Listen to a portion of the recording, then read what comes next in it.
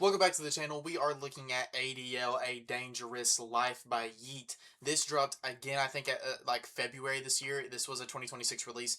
And I actually, before he dropped this, he dropped a EP called Dangerous Summer. And I actually liked that EP a lot, so I had high hopes going into this. I actually replay a lot of songs from there a lot.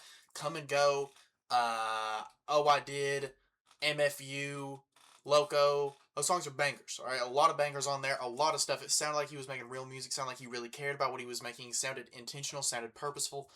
Then we get to A Dangerous Life. And I have to say, I do think I overall like this album a little bit less than that EP, but I still like this. I think this is a pretty solid project. Before I get into my real opinions about it, subscribe or I'm gonna whip your ass. Alright, surprise. Subscribe, please. Anyway, let's go back into ATL. ADL, Atlanta, or A Dangerous Life, not Atlanta. I'm an idiot. I'm sorry. Very enjoyable album for me personally. Middle is kind of harder to get through, and whenever you get a little closer to the end, it kind of gets a little like, because it is 21 songs, and I do think that's a lot for a Yeat project. However, I do think that all of it is different enough, and Yeat is able to keep your attention to where it's not that big of a problem for me. You know what I mean? It's just kind of like towards the end, I'm like, we're at an hour. I've been listening to Yeat for an hour. You know, that's kind of a lot. But anyway, middle is kind of harder to get through, like I said. Uses his voice so well to keep interest on songs. He uses his voice so well on this project. He deepens it. He does like this. He'll make like voice inflections that I don't even know how he does. I don't know how he does it. Like the one on Face the Flame, he's like, like, and I can't even see. I literally can't do that. I like I don't know how he does it. He's able to do so much. I don't know how much of it's auto tune and how much of it is him.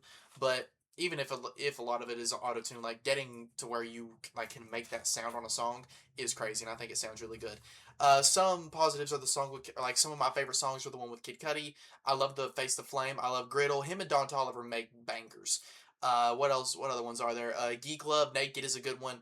I like all those songs. They're all pretty good. I think that what's the I forget the out like the intro of this song, but the album starts off really good. You have the intro that bleeds right into Face the Flame. This album also transitions together very nicely. I will say sometimes it sounds like he is a little afraid to fully apply himself to the sound that he's trying to instrument. And you know, sometimes it's a little noticeable, and if he was trying or like really applying himself to it, if he didn't sound a little worried to, it would sound a lot better. I also find it very interesting that this is the first real rollout he's had where him wearing a turban was not a big part of it. This is the most I've seen Yeat's actual face in probably years.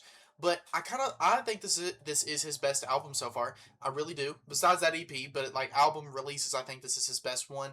I really do. I think that it sounds intentional. It sounds a lot more purposeful, like he's not just throwing sounds together. It sounds like he has something in mind of what he's trying to make, and I think that's very apparent. I think it's very noticeable, and I think a lot of the time it ends up being pretty good.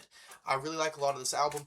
What else is there? Song with Joji is actually great, the one right before the outro, and I like the outro too. I think it's right before the outro. It's either right before or a couple songs before is like great. I think it sounds amazing. I love Joji at the end of it. I love Yeat at the beginning. I love some actual like they're very basic lyrics, but like something just a little bit different than what he's usually rapping about, I think is nice. There's a couple weird lines on here about sex, you know, the usual weird lines from Yeat, you know, not just sex, like money, you know, drinking, drugs, and you know, the good weird odd lines from Yeat. They happen. They're apparent. We all know about them, but we all kind of love them a little bit, don't we? I like them a little bit. What else do I have? Um, Quite a few songs have a lot of replayability for me. I love, like I said, Griddle, Face the Flame. I replay those songs all the time. Griddle is probably going to end up being one of my like most replayed songs of the year. Geek Love is a good one. The one with song with Kid Cudi, the song with Joji's one that I love. I listen to Get Naked here and there. You know, whenever I'm feeling like getting naked. You know what I mean? Pause. Anyway, production for most of the songs is also great. A lot of great production here. Yeat and his production has never been a problem, but here it feels a lot more. I don't know, bigger, larger, dangerous. You could say almost like it's a dangerous lifestyle almost. You know what I mean? Yeah, that was corny. I know. I don't care though. I really don't care. Um, Production on here is great. A lot of great stuff. Binks is doing amazing. Who else is on here that I can think of on top of my head? I think there's a Take Keith beat on here that I really like too. Just really dope stuff. Features, not only are they really good, they feel very intentional, like they're placed in intentional spaces. You know, Face the Flame does not sound as good without Young Boy. Griddle sounds like it wanted to have Don Tolliver on it. Um, like Joji, is that song is worse without him on it, marginally worse. They feel like they're intentionally placed, not like he's just, yo, hey guys, come hop on this album. It's not like that. They actually have a purpose on the song. I actually really like the Young Boy verse. I wish he would stop making solo music because half the time it's ass and just be features because a lot of time his features are pretty good, but his actual music will just be butt booty cheeks. There'll be an occasional banger, but that's just because you drop 72 songs, one of them's bound to be okay, and then a couple's bound to be good. You know what I mean? But a lot to love here. I really like ADL. I think I'm going to give it a 7 out of 10. A lot of people hate on this album for some odd reason. I really don't know. Oh, I like the song with 070 Shake too. I think a lot of people don't like that one, but I do. I like it pretty good. Um, I don't know why people don't like this album.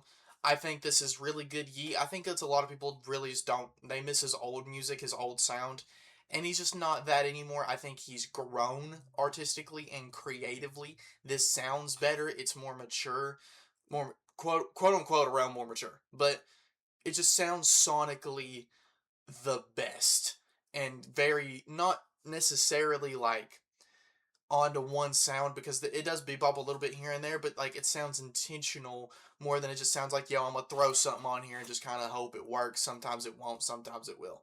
You know what I mean? He's flowing great. A lot of the lyrics ain't great, but that's, you don't go to eat for lyrics.